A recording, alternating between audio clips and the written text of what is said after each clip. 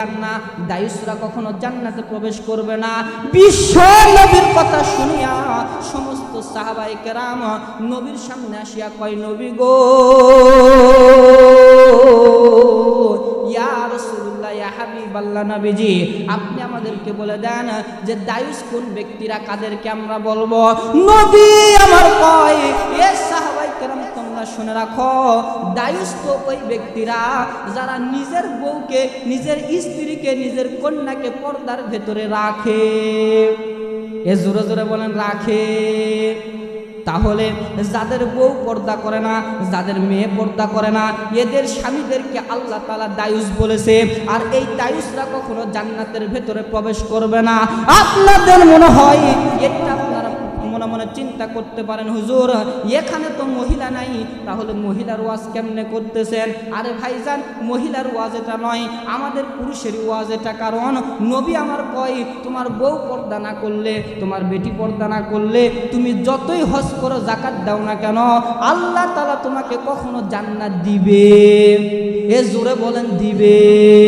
লিল্লাহে তাকবীর। এতটুক আওয়াজ বাবা, আমাদের গ্রামে দুইটা মহিলা যদি ঝগড়া করে, এর চাইতে বেশি আওয়াজ হয়। হয় কি হয় না? তা আপনাদের আওয়াজ এত কম কেন?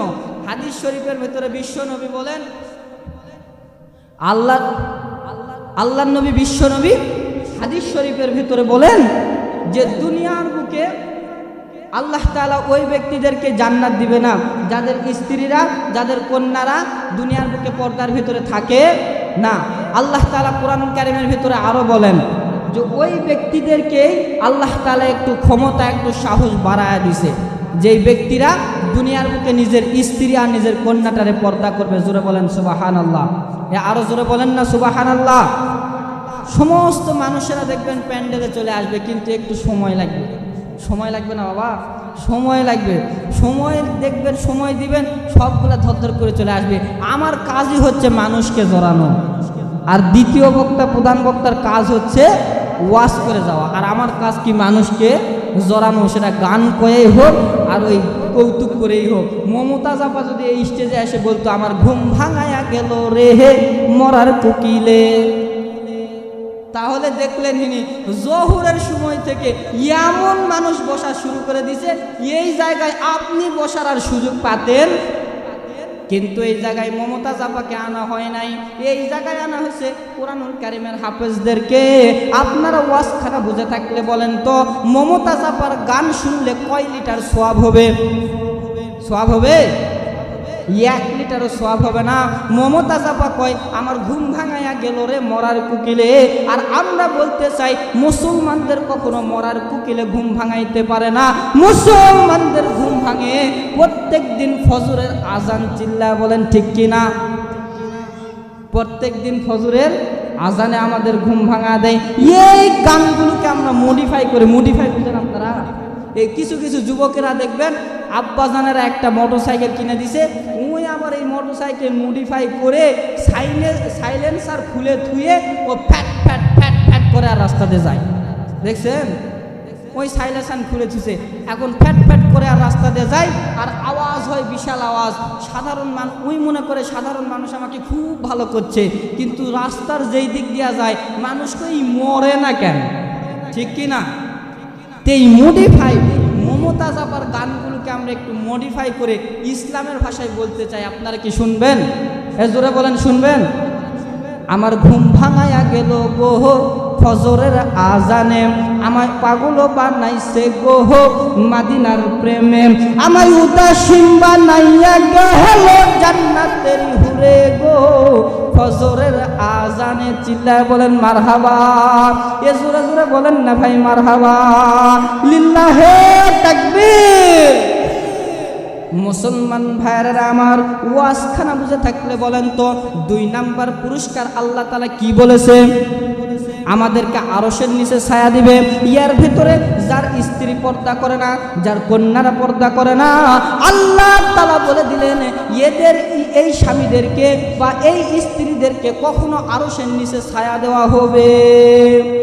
আমাদের ভিতরে কিছু আবাল মার্কা স্বামী আছে, ও ঘরে শুয়ে থাকে বউকে বাজারে পাঠায় দেয়, আছে না নাই?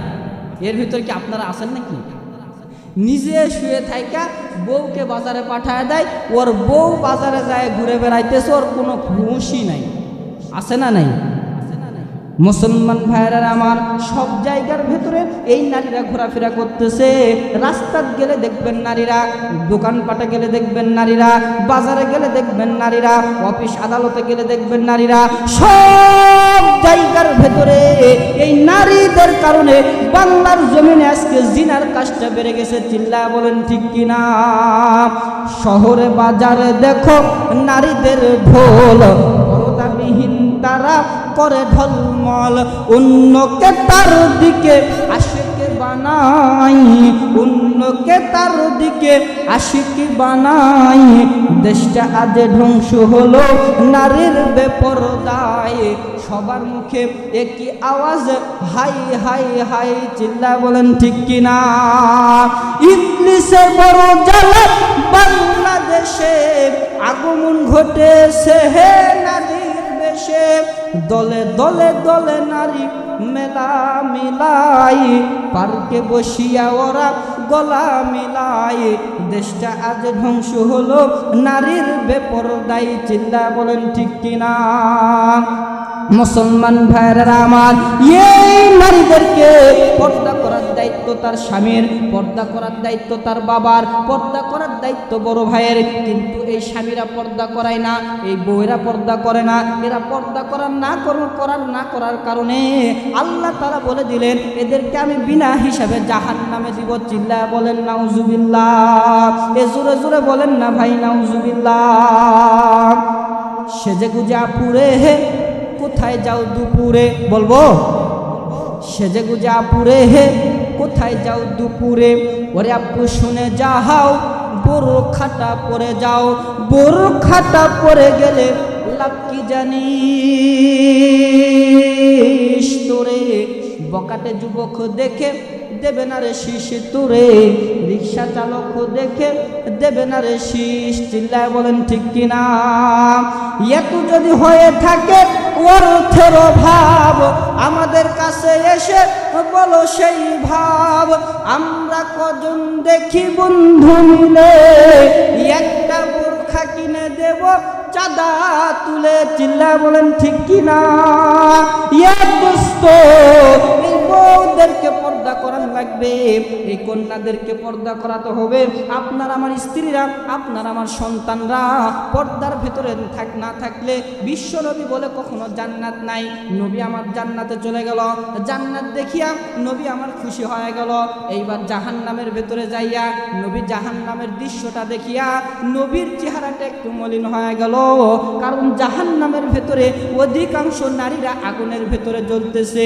মুসলমান ভাইয়েরা আমার, এই দৃশ্যটা দেখিয়া সাহাবায়ে কেরামেরা, ফেরেশতারা নবীরে ডাকতে বললেন, নবী গো কি হয়েছে, আপনার চেহারাটা মলিন কেন হয়ে গেল? নবী আমার ডাক দেয়া কয়, আমি তো দেখতেছি আমার উম্মতের ভেতরে পুরুষের চাইতে অধিকাংশ নারীরাই জাহান্নামী হয়ে গেছে। চিল্লা বলেন নাউজুবিল্লাহ।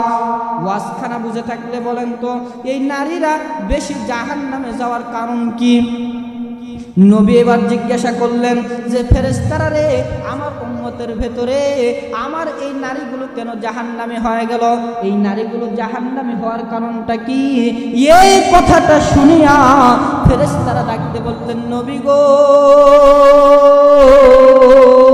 ইয়া রাসূলুল্লাহ, ইয়া হাবিবাল্লাহ, নবীজি আপনি হয়তো জানেন না গো নবী, আপনার উম্মতের ভেতরে অধিকাংশ নারী দুইটা গুনাহ করার কারণে আমার আল্লাহ তাআলা এই নারীদেরকে জাহান্নাম দেয়া দিছে। এক নাম্বার গুনাহ হচ্ছে এই দুনিয়ার বুকে স্বামীর নিয়ামতের শুকরিয়া না আদায় করার কারণে। দুই নাম্বার কারণ হচ্ছে এরা দুনিয়ার বুকে বেপরদা হয়ে চলার কারণে। চিল্লা বলেন নাউজুবিল্লাহ। আরো জোরে বলেন না ভাই নাউজুবিল্লাহ। লিল্লাহে তাকবীর। মুসলমান ভাইয়েরা আমার, তাহলে এই নারীদেরকে পর্দা করাতে হবে। এই নারীরা পর্দা না করলে কখনো জান্নাতের ভেতরে নারীরা যাইতে পারবে না। আমাদের ভেতরে এমন এমন নারী আছে যারা বয়স্ক হয়ে গেছে, তারপরও তারা পর্দা করে। এ জোরে বলেন করে। 60 বছরের বুইরা নানি লিপস্টিক লাগায়। বলবো এ জোরে